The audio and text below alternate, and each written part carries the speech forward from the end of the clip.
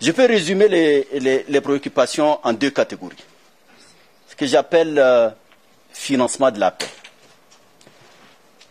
Le financement de la paix ne veut pas dire seulement donner des armes ou envoyer des troupes en Afrique.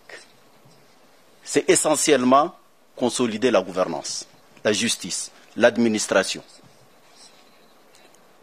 Financer le développement dans toutes ses dimensions, l'éducation, la santé, les infrastructures. Nous avons lancé depuis un peu plus de 2 ans la zone de libre-échange continentale, qui est l'un des plus grands marchés.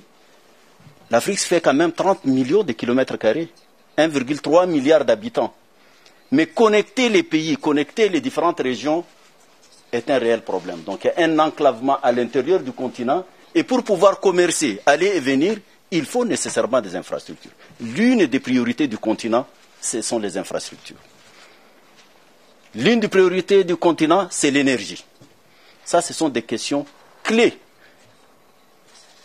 L'Afrique, c'est quand même une population jeune à plus de 60%, qui a besoin de formation, notamment formation professionnelle. Cette jeunesse, aujourd'hui, même celle qui a des diplômes, n'a pas d'emploi. Et donc, elle est la proie facile.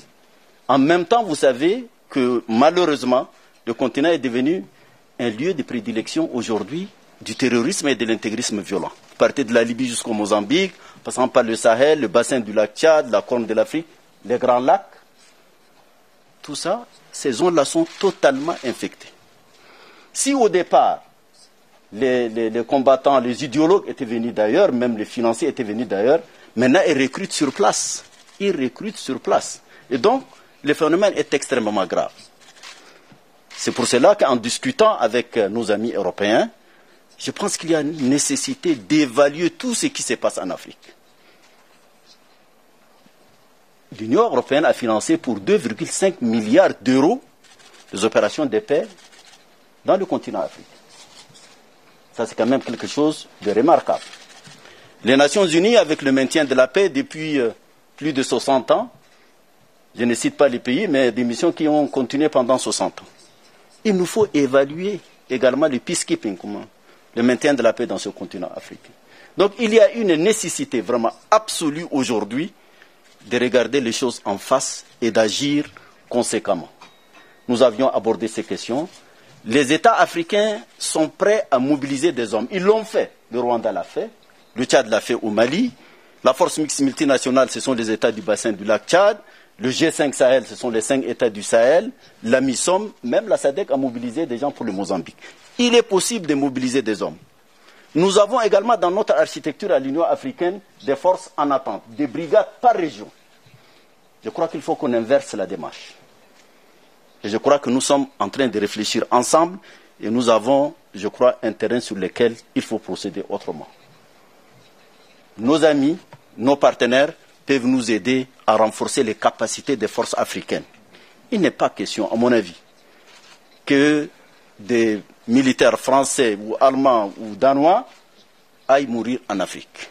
On a besoin de technologie, on a besoin d'expertise, on a besoin de moyens financiers, on a besoin d'équipements pour pouvoir faire face à cette terrible menace à la paix et à la stabilité.